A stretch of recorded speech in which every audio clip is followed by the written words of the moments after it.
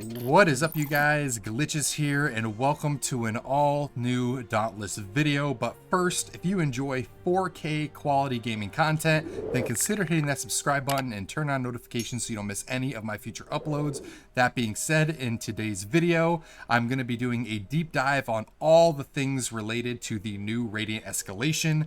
Now, I know I've been gone for a while, a month, almost 2 months at this point, but a lot of exciting things have happened during that time. I recently got married, which is awesome, and I've also been prepping for a new visual effects job in the film industry, so that's really cool. But there is obviously no better time to jump back into the game than with this new Radiant Escalation update. Now, there is a ton of stuff I want to go over, so much so that I'm probably going to be breaking all of this up into probably 2 or 3 different videos. But in today's specific video, I want to take a deep dive on everything Radiant Escalation related, and that starts with unlocking it. So first thing you're going to want to do is head over to your Slayer's Path, and you will notice there is a new Radiant Escalation node that you can unlock. So once you unlock that, that will open up the Radiant Escalation as a hunt option within your menu. So that is how you get that. And obviously, before you jump into the Radiant Escalation, you're going to want to head over to the Escalation Terminal. And I want to quickly go over all of the new amp options that you're going to be able to choose from. But real quick, much like every other escalation, it will be tricky at first.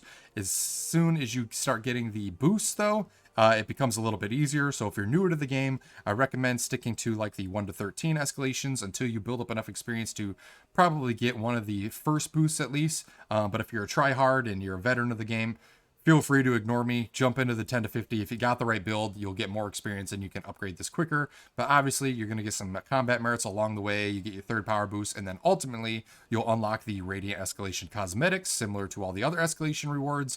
The only downside is that because we've already fought the Cronivore, we won't be getting a new armor set this time around. It's just going to be that same Golden Epoch set, which you may or may not already have.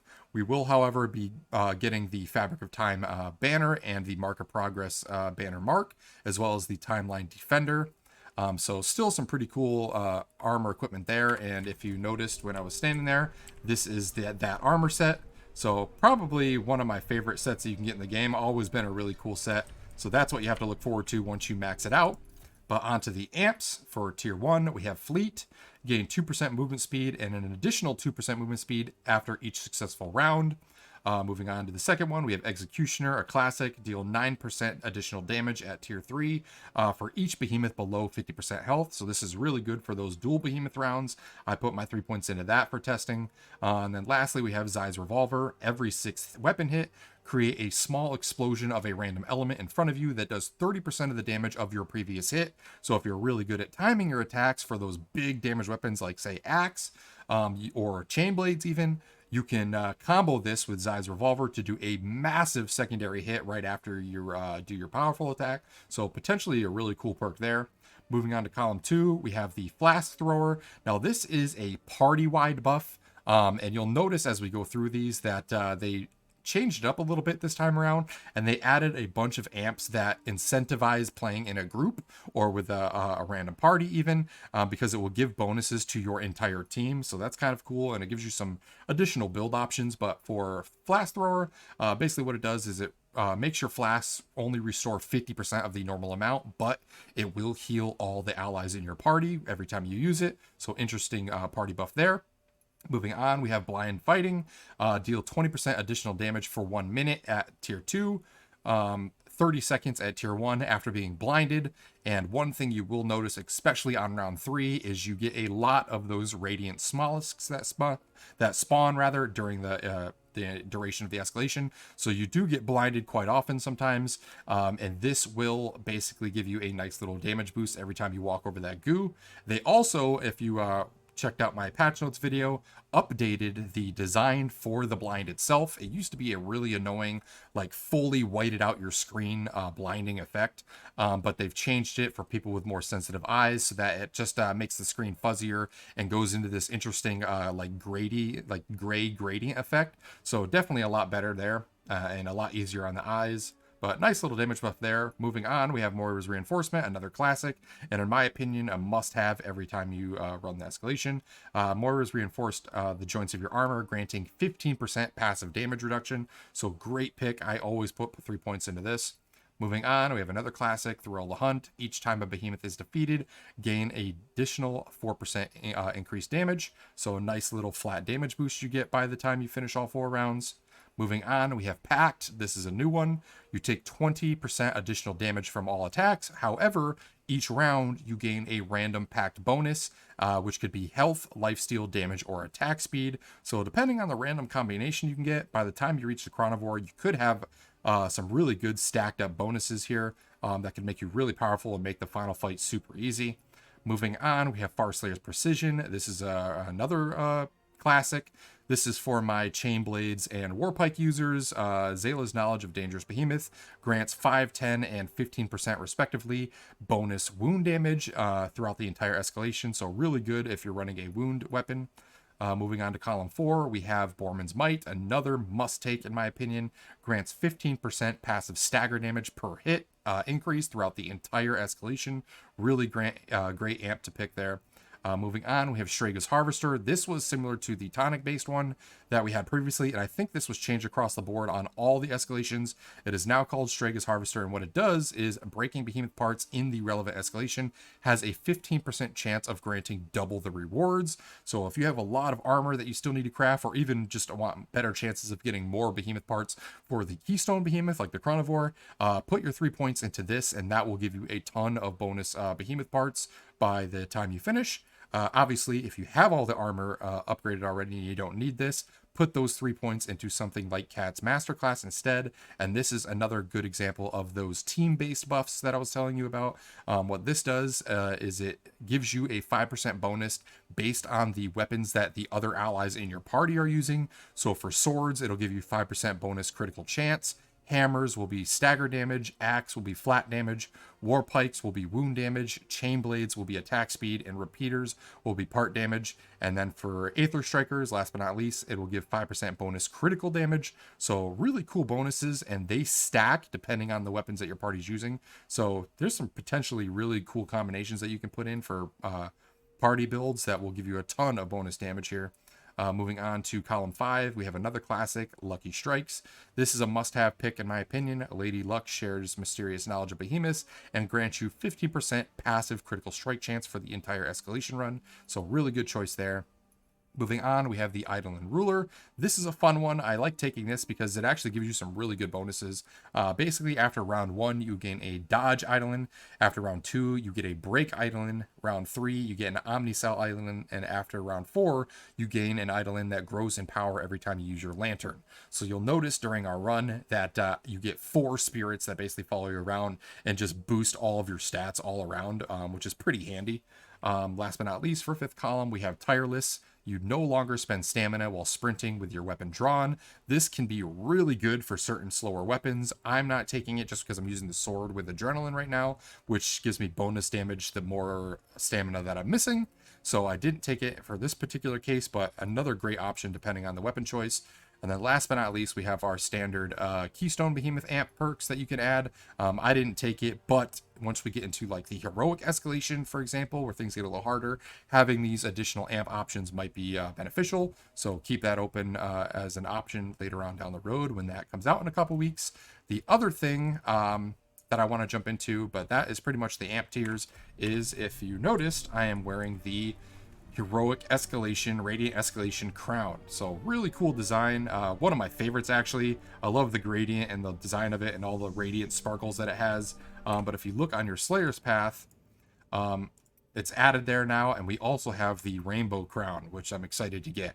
This will obviously be available once you unlock all the previous ones. Now, they did say in the patch notes that they will be releasing the Heroic Radiant Escalation in the order that the escalations were released, and I believe that puts the Radiant Escalation, Heroic Escalation at around June 23rd, the week of June 23rd. So that is when we can expect that new content and give us the chance, if you have the Heroic Merit saved up, to potentially get these last 2 crowns. So really cool features here, and I love the look of these new crowns. Really clean design. But without any further ado, let's jump into the run. I will probably skip the loading times here just to save you the headache of waiting. But yeah, let's jump right into it.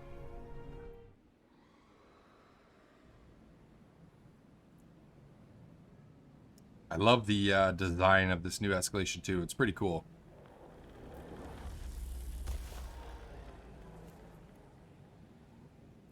Now, one thing that I want you guys to pay attention to right out the gate is there's a really cool feature they added to this escalation, but it requires you to pay attention to a specific key detail after every single round that you complete. So let me finish off this behemoth real quick, and I'll show you what it is you have to keep track of. Where was the interrupt? Did we just bug him out?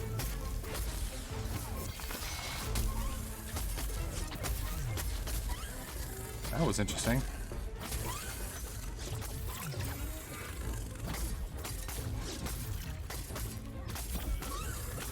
Oh, that was an easy first round. Let's get that last little meter filled up. So, now here's the thing I want you guys to pay attention to. Once you beat the behemoth in each round, and on the fourth round, it's actually before you go into the arena, you're going to start hearing this humming noise, and you're like, where the hell is this coming from? If you look around, you'll notice that somewhere on the walls, now the position of these symbols I'm going to show you, the location of them is the same every single time. But what changes is the symbol itself. So this symbol is one of 6 different symbols that can randomly spawn on these walls. And each round of this escalation, there's a location with this symbol located there. So what you want to do is you want to make a mental note for each round of what symbol it is that you see. So for this one, I'm going to call this alien. So this is basically an alien symbol, like an alien head. And you're going to want to make a mental note of that for each round. So we got alien head for round 1. Let's quickly run over here and grab our amp.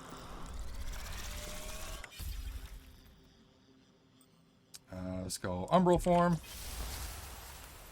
And that is the location of the first symbol. And once we get to the end, it's pretty cool actually what they did with it. But I'll explain to you what the importance is of all those symbols.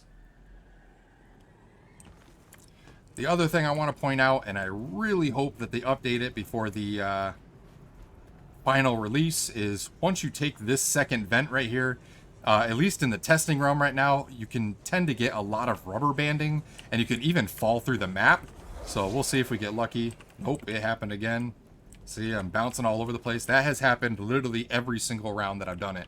And I have put in a bug report with the devs, so hopefully that gets fixed. But yeah, kind of frustrating. But for round 2, you can actually hear the humming right out the gate. If you look up, that is the location of the symbol for round 2. So you want to make a mental note of that. That is what I'm calling a box within a box. Or a box with a dot in it. So make a mental note of that. That is our round 2 symbol. And then we go in and we kill the behemoths in round 2.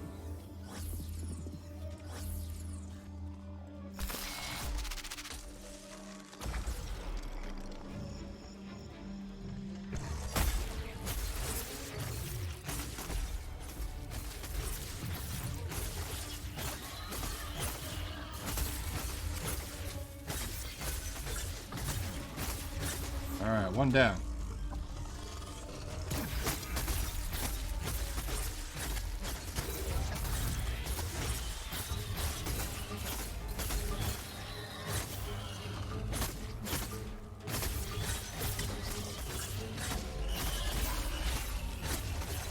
Not a bad second round.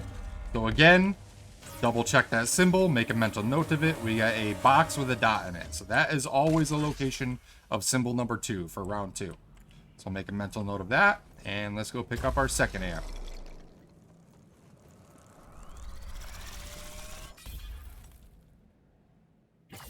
Home field advantage is a new one. This is kind of unique. I wouldn't really take it in solo play, but when you're in a party, what it does is it basically creates a pylon circle on the ground, but it's for your banner plant, which you can do infinitely. So it's kind of neat that they incorporated your your banner standard as a perk. Basically, you plant your banner on the ground, it creates that area of effect, and as long as you're standing in it, you get plus 20% attack speed, 25% damage, and 20% damage reduction as long as you're standing in it. So if you got multiple people and one of you can throw your banner down, that's a really cool amp to take, at least for one of your party members. But in this particular instance, let's go with Go Time, just because it's better for solo play. Now, round 3 is pretty interesting. This has a couple modifiers. So we've got Radiant Smallest, so this will be a good chance to show you the blinding effect. And you'll also notice that we have Elder Shields. Now, it will either be Elder Shields or those Elder Pylons. There is a modifier that they added with this updated patch, which is the Immune Modifier, or Invincibility Modifier. I can't remember the exact name of it. It's kind of annoying, actually. Once you break the pillars, after a certain period of a time, the behemoth can actually become immune to all damage, and the only way that you can negate that effect, if you start seeing the word immune pop up over and over again, is if you go back to those broken pylons that you smashed and reactivate them. Once you reactivate them and bring the pylons back up, that will remove the immune effect, and you can start attacking the behemoth again. So keep an eye out for that. But in this particular case, we got lucky and we got the Elder Shields, which I think are a little bit easier to handle. You'll also notice that we have these laser beams, which was perfectly timed and shoots out a really cool explosive laser beam effect, which does a ton of damage, actually. So you and your party can run around and activate those to, if you time it properly, get a ton of extra damage in on the behemoth. Neat little feature, and you'll find that on both the 3rd and 4th rounds, so keep an eye out for those weapons. And if you have the time, be sure to activate them. And there's a good example of the blinding effect. You'll notice how it's not all bright white anymore. So, awesome update by the Phoenix Labs devs on that one. Way better for sensitive eyes, in my opinion, so great update on that effect. Come on, just break already. There we go. Try and fill my meters back up. Alright, so round 3 done. Could have been a little smoother, but we're showing you the mechanics. And again, here's a cleaner look at the cannon. As long as the behemoth is lined up, you shoot that laser beam, and that actually does a ton of damage. So make sure to have one of your party members, or yourself, like I did, if you're facing a slower behemoth. Be sure to activate those for a ton of extra damage. Last but not least, for round 3, this is the location for the 3rd symbol. So for this instance, we've got the open box with a dot in it. So make a mental note of that. So that is our symbol for round 3. Let's go over and get our perk.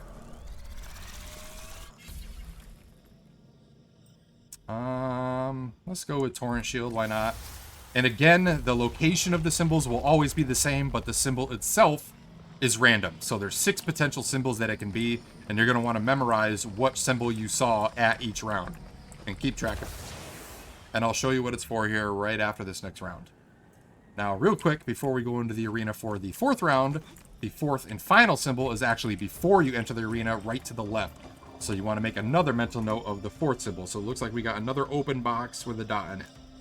So we got the alien head for round 1, a square with a box in it for round 2, and 2 open boxes with a dot for rounds 3 and 4. So keep a mental note of that. Moving on.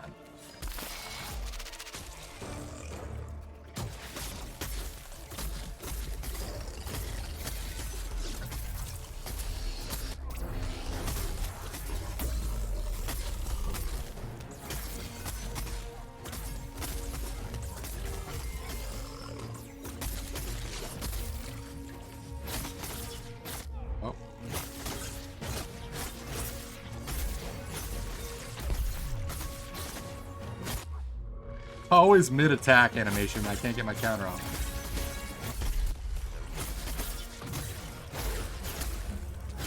Alright, we got one down.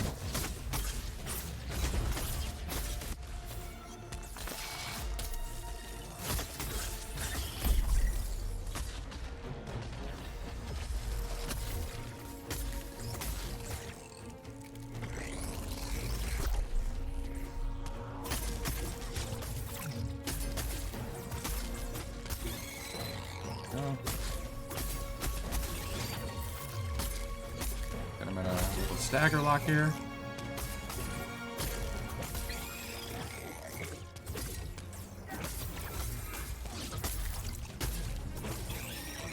And we're done. So, not a bad round 4. So here is where things get a little interesting. Grab our 4th amp real quick. This is a fun one. You'll notice we also have our 4 idlings because of the escalation terminal perk that we chose. So we got 4 unique buffs there. But right before we get to the final arena with the Cronivore, this is where those symbols come in handy. But there is more. Before we do that, there's actually another secret I want to show you guys, and it is actually behind this waterfall. If you jump to this ledge and you go behind the waterfall, this is the location of the new lore item. So that is the Radiant Escalation lore. There's usually one that you can get with every new escalation. That is the location for the new Radiant Escalation. There may or may not be more. That's the only one I've found so far. I'll have to check the logs and double check. But that is the one that I found so far. But now we have these pillars. Now, it's pretty cool what they did. If you pay attention, obviously we have 4 of them. Each one with a line on it. That is round 1, round 2, round 3, and round 4. Each of those lines represent the round that you did. And on these pillars, you'll notice that there is a thing you can interact with which rotates the symbol. Now, this is why I wanted you guys to keep track of the symbol that we saw on the wall of each round. So if you remember, for round 1, we had the alien head. So this one here. Round 2, we had the box with a dot in it.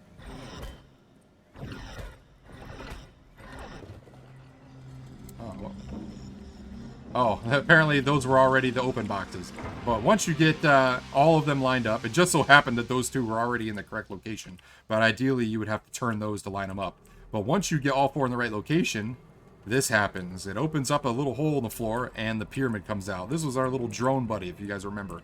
But what happens is if you interact with it, it gives you a 5th extra amp that you can select. Every other escalation, you only got 4, but if you see the little escalation summary on the right-hand side of the screen, that 5th extra amp shows up in the bottom middle. So make sure you pay attention to those symbols, and that will basically give you the opportunity to take a 5th additional amp, which is only going to make the fight against the Cronivore that much easier. So a really unique and cool little feature that they added this time around. I thought that was kind of neat. Took a minute to figure it out, but as long as you pay attention to those symbols, now you guys know how it works, and yeah, cool little additional bonus modifier that you can add to your arsenal. And now we head in to the final boss fight, and obviously it is the Cronivore, only he is in a new home now. The spot where we used to fight him on the Paradox Breaks, that is the new guaranteed spawn location for the new behemoth, which I will be putting a separate video out for, so I won't go into detail on that, but let's run in here. One thing I did notice is that they, I feel like they reduced the health of the Cronivore and like made the telegraphing of all of his moves a lot more noticeable now, because he just feels way easier to beat, and you can beat him pretty quickly, especially if you have the right build. Hopefully it works out.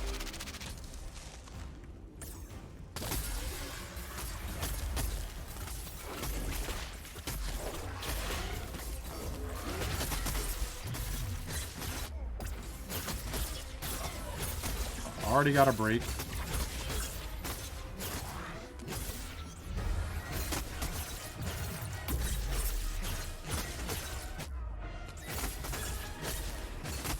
There we go. There's the other break I was looking for.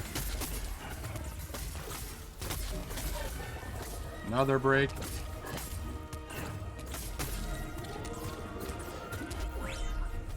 Ah, missed my dodge. Oh, look at that. That's funny. My tick damage. I knew he was close. I can usually kill him before the teleport. That was funny. The tick damage got him. That's the first time I've seen that happen. But yeah, that is the final fight with the Cronivore and a quick summary of the new Radiant Escalation. Obviously, things will be a little different, and we'll get some cool added variation when the heroic version comes out. But for 10 to 50, that is pretty much it. I gave you guys a rundown. You can see all the bonus parts that I got because of that Shragus amp that I picked up. But yeah, that is the new Radiant Escalation. Pretty cool. I love the fact that they added the little puzzle where you can get the 5th extra amp, and now you guys know where the lore item location is. So pretty much everything you need to know. Quick little guide I wanted to give you guys, and I appreciate you guys checking it out. But yeah, if you guys are interested in seeing more 4K content, that's pretty much what I'm going to be uploading all my videos at from now on. If you're enjoying what I'm doing on the channel, be sure to smash that like button, comment down below, and consider subscribing. And if you really enjoy what I'm doing on the channel and want to support me even more, you can do so now by actually becoming a channel member. For less than the price of a cup of coffee, you can get instant access to my in-game Dauntless partner flare, as well as some other really cool unique perks like unique title for the Glitch Gang Discord, which, by the way, if you guys are looking for a unique community to interact with, feel free to check out the links down below in the description and join us. We'd love to have you around. We've got hundreds of Slayers in there, always looking for new people to hunt with. It's a great little community that we built up, and hopefully we see you around. But yeah, until the next one, you guys, I hope you had a great day, and we'll see you all later.